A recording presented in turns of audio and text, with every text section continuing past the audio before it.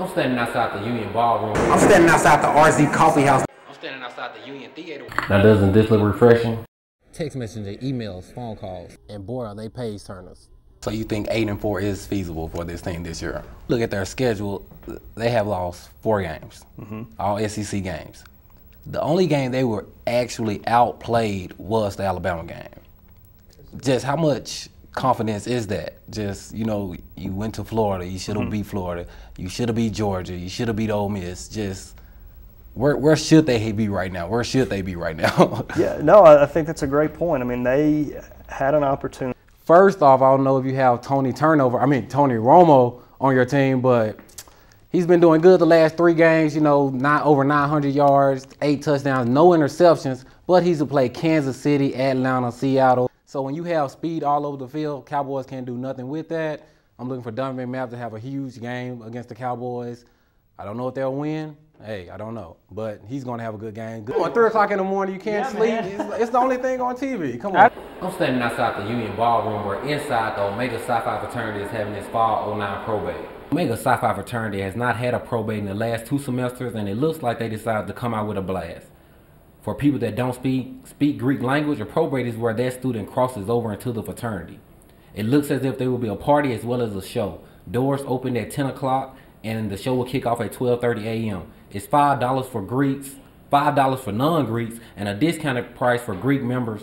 Members of the fraternity told me they were excited to have this many people out, including fraternity members from out of town. Look for more events from the Omega Psi Phi fraternity, the closing of this semester, and also the spring 2010 semester. Live outside the Union Ballroom, I'm Jeff Bradley. Standing outside the Union Theater where inside the U of A's Jazz Ensemble is performing. The concert is free to the public and started at 7:30 p.m. As you can see, there are still seats available, so hurry down. The music is great and the theater is sounding like Mardi Gras in New Orleans.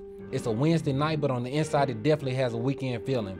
The ensemble's director, James Greason, told me that they play rock-style jazz as well as music from Duke Ellington. The theater hosts all type of performances from Oklahoma to Sweeney Todd and even Greece. Reporting live outside the Union Theater, I'm Jeff Bradley.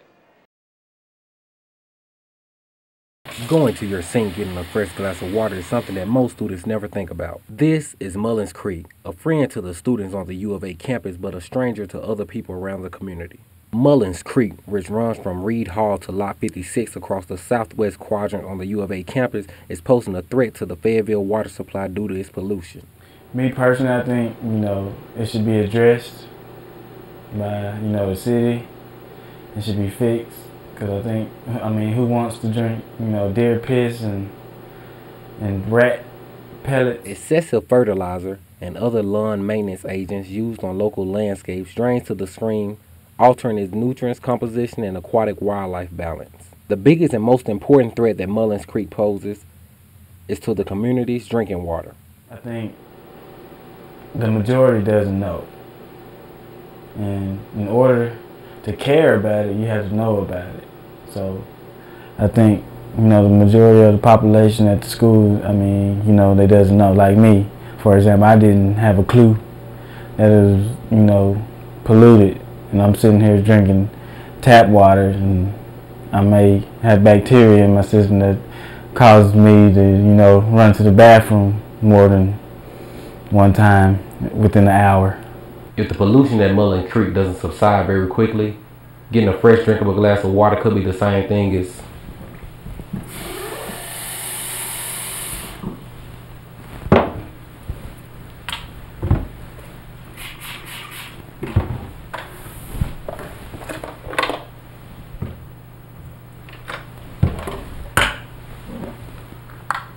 Now doesn't this look refreshing? With UATV, I'm Jeff Bradley. Cell phones, computers. Communication at the U of A between students and administration picked up this semester with the emergence of Raise Alerts. This multimodal communication system will send out alerts, warnings, and cautions anytime hazardous conditions arise on campus. Steve Voorhees, manager of the University Relations Department, believed that the shooting at Virginia Tech sped up the Raise Alert process.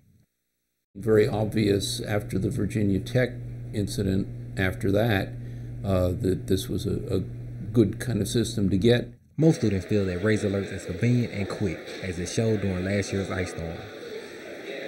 Actually, remembering last semester when we had the ice storm, it was very beneficial because it was actually an efficient and effective way to communicate what students needed to do, as well as the cancellation of class. Raise Alerts allows you to enter up to 6 phone numbers and 1 additional email address aside from your uark.edu address. This option is for parents, spouse, or other family members that are interested in activities going on around campus. This is not an emergency. This is only a test. Text messaging, emails, phone calls. Raise Alert main objective is to get important campus information to students, from inclement weather to possible swine flu outbreaks, or maybe even another Razorback first down. Reporting for UATV, I'm Jeff Bradley.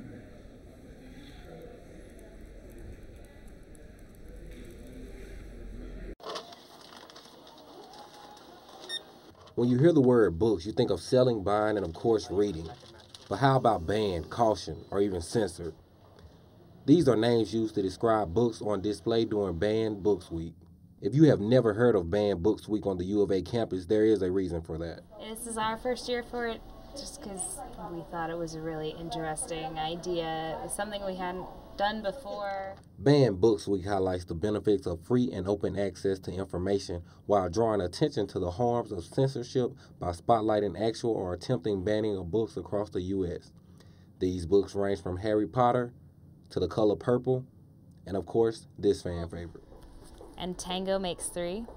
And it's about these penguins at one of the big zoos. I don't remember which one, but there were these 2 male penguins, and they, hung out together all the time, and they had this rock, and they kind of tried to incubate it like an egg, and the zookeepers were like, well, if they're trying to hatch something anyway, we might as well give them this egg that was abandoned by this other penguin. So they hatched it together, and they raised the chick together. Although these books were banned in the United States for one reason or another, they are now available to be purchased and read. And boy, are they page turners. With UATV, I'm Jeff Bradley.